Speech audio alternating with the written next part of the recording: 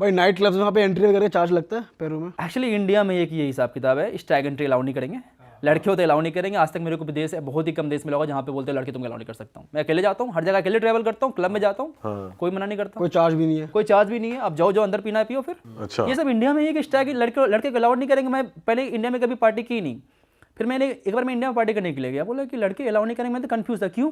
मुझे समझ में आया कि ये सब इंडिया में चलता है कि लड़के अलाउ नहीं करते हैं। हाँ ये तो है, बहुत टाइम इंडिया से। के बाहर ये सब नहीं होता। भाई इंडिया में तो है ना, स्टैग से पैसे लेते हैं, कपल एंट्री है, फिर कम पैसे लेंगे, लड़कियों के लिए तो फ्री है एकदम। एक्चुअली बात ये है कि इंडिया में फिर लड़के मोस्टली जाते हैं कि लड़कियां आती ही नहीं है। इंडिया के बाहर क्या है कि बराबर इक्वल क्वालिटी में बहुत सारे कंट्री में तो लड़कियां ज्यादा रहती है क्लब के सही अंदर, बात है। देन लड़के। भाई इतनी कंट्रीज आप घूम लिए हो, सबसे स्ट्रेंज बात अगर किसी कंट्री की आपको लगे तो कौन सी, क्या बात है और वो कौन सी कंट्री है? अच्छा हाँ, स्ट्रेंज बात। ओके सो स्ट्रेंज तो नहीं है, उसकी एक हिस्ट्री है कि कैसे बिहारीज पहुँचे थे। बहुत सारे जो कंट्री हैं, सूरीनाम और गयाना, बहुत सारे लोग तो ऐसा बोलते हैं कि उन्होंने जो सूरीनाम देश का नाम रखा है श्रीराम के नाम पे रखा है। अच्छा। कि श्री राम का देश है इसलिए इसको सूरीनाम बोल देते हैं। बट उसकी बहुत सारे फैक्ट्स हैं कि ये नाम इधर से आया, ये नाम उधर से आया है। बट एक्चुअली कंट्री है कहाँ भाई? ये साउथ अमेरिका में कंट्री है। अच्छा। साउथ अमेरिका में कंट्री है, ये ब्राज़ील के ऊपर है, ब्राज़ील के नॉर्थ में है। अच्छा। ब्राज़ील के नॉर्थ में दो कंट्री, सूरीनाम और गयाना। सो बेसिकली क्या था कि इंडिया उस समय जब ब्रिटिश जब थे तो यहाँ से बिहार और यूपी से लोगों को लेके गए थे सूरीनाम गन्ने के प्लांटेशन के लिए। अच्छा। तो उसकी वजह से वो लोग वहाँ पहुँचे थे और वहीं रह गए। तो आपको वहाँ का प्रेसिडेंट का नाम जो है, उनका नाम है चंद्रिका प्रसाद। अच्छा। इमिग्रेशन ऑफिसर जो मिला उसका नाम था भगवान दास। और वहाँ पे छठ मनाते हैं। अच्छा। और वहाँ पे लाइक बहुत बड़ी इंडियन लाइक फेस्टिवल है। और आपको जो खाने बिहार में मिलेंगे वहाँ आपको मिल जाएंगे।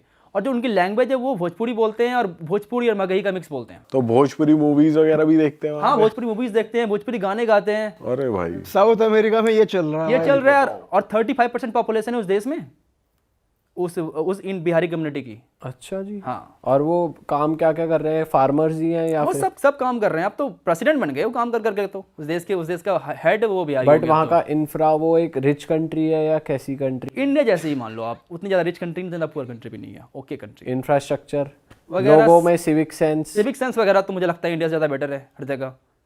इंडिया में उतना ज़्यादा है ही नहीं सिविक सेंस। इंडिया में जो ये सब थूकने वाला मुझे समझ नहीं आता। रजनीगंधा खा के थूक दिया कहीं भी, ये पान खा के कहीं भी थूक दिया। अभी मैं एक्चुअली आ रहा था और मैंने कुछ सामान खरीदा और मैंने खाना पीना खा लिया, प्लेट बचा हुआ था। तो टैक्सी बोलता फेंक दे बाहर से। मैंने कहा रुको, कहीं डस्टबिन देखो, कहीं डस्टबिन को देखा, डस्टबिन फेंकता हूँ। तो फिर डस्टबिन खोजा तो सब लोग मुझे देख रहे हैं कि डस्टबिन कैसे फेंक रहा है। गाड़ी रोक के, टैक्सी रोक के जाकर डस्टबिन तू वो प्लेट फेंक रहा है खाया हुआ। बताओ, ये नॉर्मल चीज तो इनके लिए स्ट्रेंज है कि ये क्या कर रहा है। अफ्रीका तो वो दूसरी कंट्री जो आपने नाम लिया, एक तो सूरीनाम और एक गयाना, दोनों में यही सीन दोनों में यही सीन है। आप दोनों में गए? दोनों में मैं गया हूँ। बहुत सारी कंट्रीज है। मॉरिशस, वहाँ पे भोजपुरी बोलते हैं बहुत सारे लोग। अच्छा। मॉरिशस हो गई आपकी एग्जांपल, फिजी हो गई। आप अगर फिजी को सुनोगे तो आपको लगेगा तो भोजपुरी बोल रहा है बंदा। सेम है सूरीनाम, उसको कहते हैं सरनामी हिंदुस्तानी, उसका जो लैंग्वेज है। अच्छा, सरनामी हिंदुस्तानी। तो वो लोग इंडियंस को कैसे देखते हैं? नॉर्मल अपने हाँ, नॉर्मल भाई देखते जैसा? हैं। उनको बिलीव नहीं था पहले तुम आप इंडिया से आए हो, उनको लगता है तो लोकल ही हो। अच्छा। फिर बोलते नहीं मैं इंडिया से हूँ। अच्छा। तो पहले, अब तो काफ़ी स्ट्रिक्ट हो गए क्योंकि इंडियंस जाते थे पहले सूरीनाम, फिर वहाँ से वो आगे बढ़ के फिर यूएस। डंकी रूट। डंकी वाले तो एकदम सारे हर जगह पहुँच रखे हैं उस तरफ, उस एरिया में। अच्छा, इतने रिमोट एरियाज तक भी पहुंच रखे हाँ, हैं। डेरियन गैप कैसे क्रॉस करके जाते हैं आप देखो ना। Darien gap one of the most dangerous thing है वो करना। क्या है भाई वो जंगलों के बीचों बीच जाते हैं, अमेजोन जंगल के बीच, रिवर क्रॉस करना होता है, आधे लोग मर जाते हैं। और कार्टेल्स हैं, कार्टेल्स को रॉब कर लेते हैं, मार देते हैं। इतने डेंजरस यूज करके वो जाते हैं। तो कितना ज़्यादा मतलब समझ ही नहीं आता। एक एग्जांपल देता हूँ, मैं फिनलैंड में था, मैं अभी 2-3 महीने पहले मैंने क्रूज़ लिया इस्टोनिया से फिनलैंड के लिए। मैं फिनलैंड में उतरा और अचानक से 30-40 इंडियन हम घुसे एकदम क्रूज के अंदर। मुझे लगा क्या हो गया। तो फिर चला कि ये लोग तो क्लीनर्स हैं, क्रूज क्लीन कर रहे हैं। फिर मैंने एक दो सब्सक्राइबर मिल गए, फिर बात की कि भाई कहाँ से हो। तो मैंने कि हम पंजाब से, हरियाणा से हैं, यहाँ पे ऐसे काम करते हैं हम लोग। डंकी मार के यहाँ पर आए थे, कोई काम नहीं मिलता तो ये काम कर लेते हैं। तो फिर लाइक मुझे लगता है कि ये सब 40 लाख रुपए देके क्यों जाते हैं वहाँ पे। सही बात है। हाँ। अगर आप चलो ठीक है फ्री में समझ में आता है, लेकिन 40-50 लाख रुपए देके ये काम करने के लिए, ऐसे कोई काम बड़ा छोटा नहीं होता। बट फिर भी सही में इंडिया में इतने लगाते, कुछ बढ़िया कर ले भाई। 40-50 में तो बहुत। 40 लाख अगर अपने स्किल पे लगाओगे तो कुछ ना कुछ कर ही लोगे इंडिया में। भाई आप लातविया भी गए हुए, कुछ ऐसे देश यूरोप के जो बहुत कम जाते हैं लोग, वो कैसी जगह है? लिथुआनिया और इस्टोनिया ऐसा लग रहा है एक मिनी रशिया आपको मिलेगा। सब रशियन बोलते हैं, रशिया से टूट के बना है, सोवियत से टूट के बना है। कैसे वहाँ के लोग? लोग अच्छे हैं, थोड़े से कोल्ड तो हैं। ठंडा है देश वैसे वेदर वाइज भी ठंडा है, लोग भी ठंडे हैं। पर वहाँ का कल्चर और भी ओपन है, ऐसा है? ओपन तो है। हमने ऐसा सुना है भाई कि हम ट्रैवल एजेंट से बात कर रहे थे एक बार कि भाई कहीं पार्टी वार्टी जगह बताओ, कह रहा भाई लातविया चले जाओ, लड़कियां आपको आगे से ले जाएंगी घर के अंदर, इंडियंस की बहुत इज्जत है वहाँ। ये सब ये इतना तो मैंने कहीं नहीं ये तो कहीं नहीं होने वाला है। भाई ये ना रील्स में बहुत आ जाता है फीड में कि भाई फिनलैंड चले जाओ, कोई मना ही नहीं कर रही।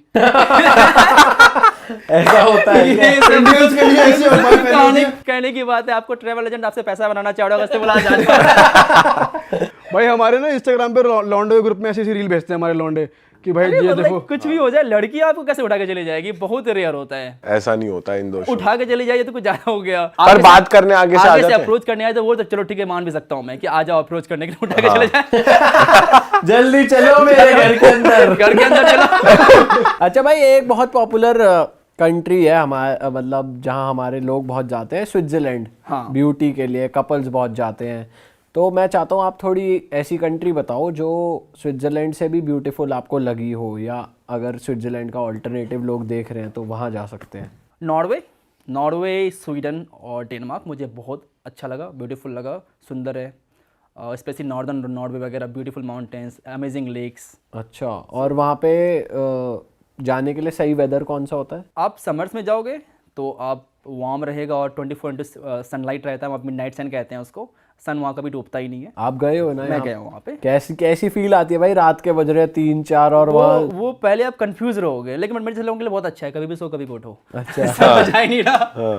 लेकिन आप शुरू में जाओगे तो लाइक आपका ब्रेन कंफ्यूज है कि सोना कब है, उठना कब है, ऐसा लगेगा आपको जेट लैग हो गया है। हाँ। आपको ऐसा फील क्योंकि भाई वहाँ रेस्टोरेंट्स भी तो टाइम से बंद हो जाते 12 हैं बजे बंद हो जाते हैं। हाँ, और आपको लग रहा है कि भाई अभी तो दिन ही हो रहा है, ये बंद, कैसे मेरे सब को कुछ तो बंद हो नाश्ता गया। करना है। हाँ, तो ये आपको फील होगा। बट वो सर्दियों में फिर होता है वो पोलर नाइट्स, जहाँ पे फिर आपको नॉर्दर्न लाइट्स दिखती है। पर जब आपकी वहाँ के लोगों से बात हुई और कुछ इंटरेक्शन होती है, आपने बताया मतलब इंडिया के बारे में वहाँ के ऐसा लोग कुछ? पता नहीं कुछ ज्यादा ही कोल्ड है, उतना इंटरेस्टेड ही नहीं रहते उतना ज्यादा बात करने के लिए, जो कि रशियन वगैरह रहते हैं ना कि चलो क्या है नहीं, या बात करते हैं आपसे, नहीं बात करते हैं। वहाँ के लोग इतने इंटरेक्ट नहीं करते, लाइक ठीक है, हाँ ठीक है, तुम टूरिस्ट हो। इतने यूज्ड टू लोग यूरोप में टूरिस्ट देखने का ना कि उनको फर्क ही नहीं पड़ता यार। तो भाई ये नॉर्दर्न लाइट्स का एक्सपीरियंस कैसा था आपको? कि जो हमने वीडियोस में देखा सुंदर लगता है, रियल में सुंदर कैसा लगता है, वो सुंदर लगता है, बट वो ठंडी रहती है क्योंकि आप ठंडी में दिखता है वो।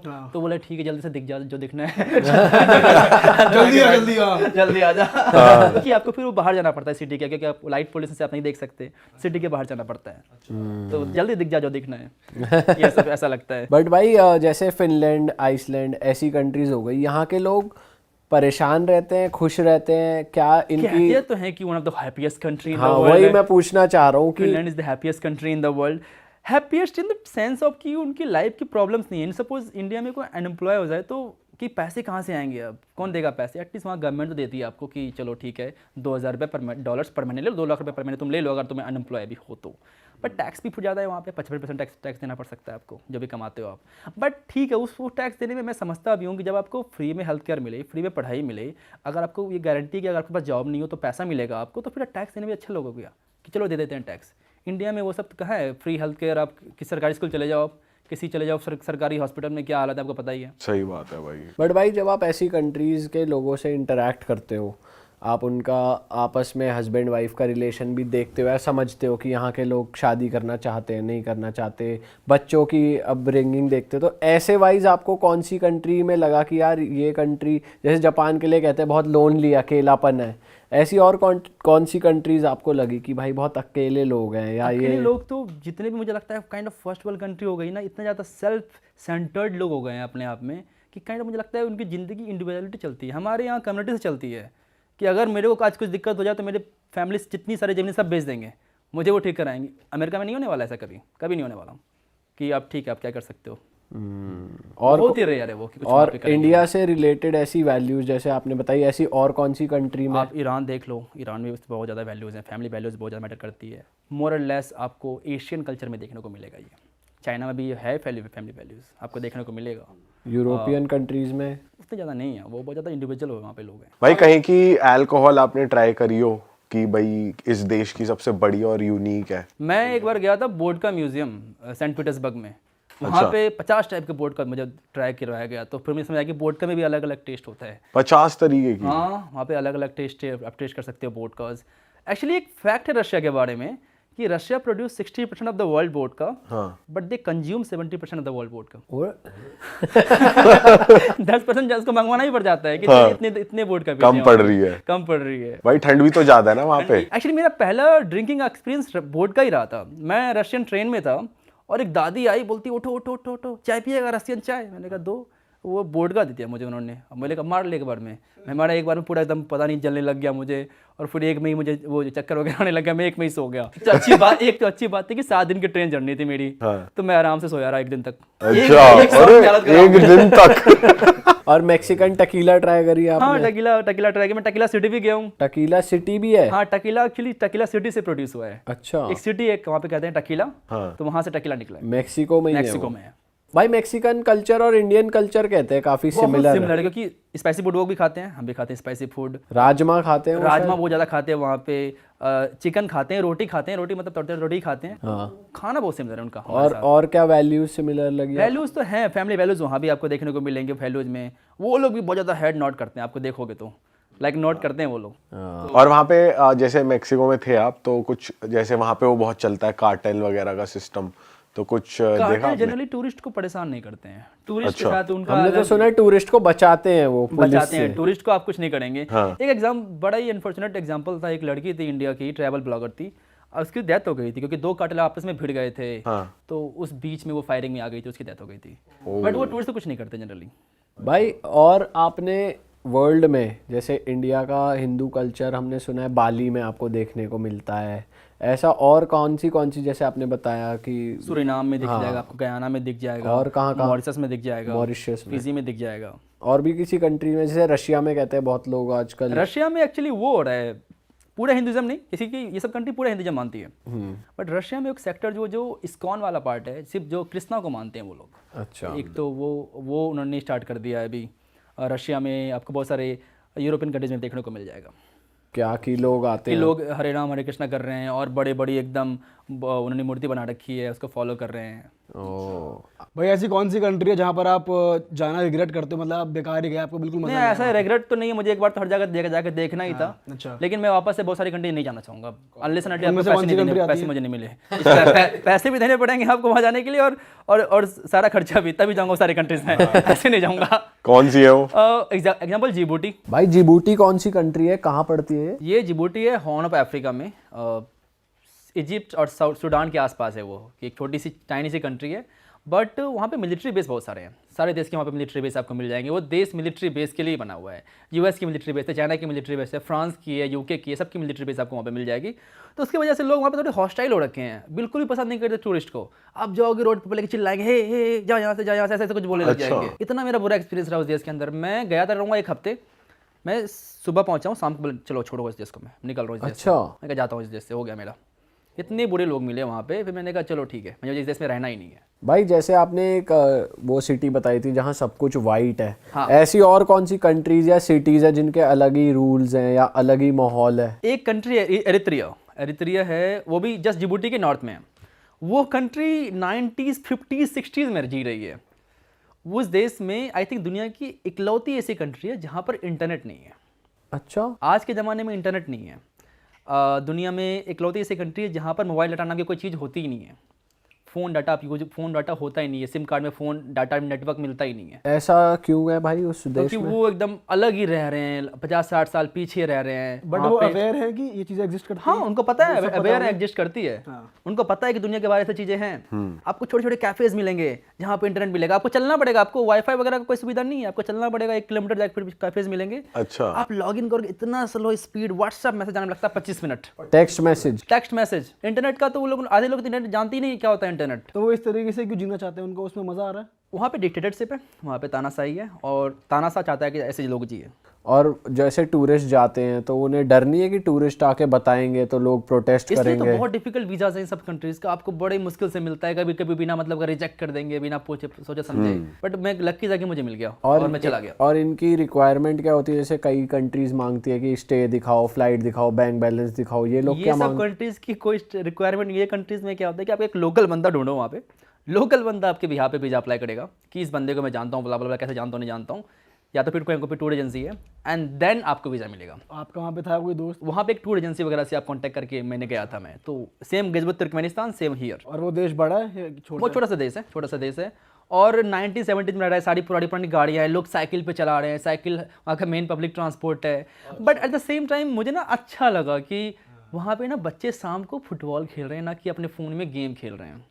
ये भी देख के अच्छा लगा कि वहाँ पे कम्युनिटी बनी हुई है कि रोज़ शाम को सब साथ पैदल जा रहे हैं, सब कुछ फ़ोन में नहीं घुसे हुए हैं। आप चलो मेट्रो में जाकर देखो, सब स्क्रॉल कर रहे हैं टिकटॉक या जो भी कर रहे हैं, यहाँ पे एकदम सब हम फ़ोन में घुस चुके हैं, वहाँ पे है ही नहीं फ़ोन, तो कोई घुसा हुआ ही नहीं, एकदम ऐसा लग रहा है कि अच्छा जीवन है इनका, कि लाइवली है, लाइवली है, एक दूसरे से मिले जुले हैं, काफ़ी कम्युनिटी वाइज ज़िंदगी जी रहे हैं। तो आपने वहाँ के लोकल लोगों से बात करी कि उन्होंने कभी ट्रैवल किया बाहर, वो लोग बाहर जाकर जीते हैं मतलब नहीं? बहुत ही डिफिकल्ट है, उनको परमिशन देनी पड़ती है उन देश से बाहर जाने के लिए। ओके।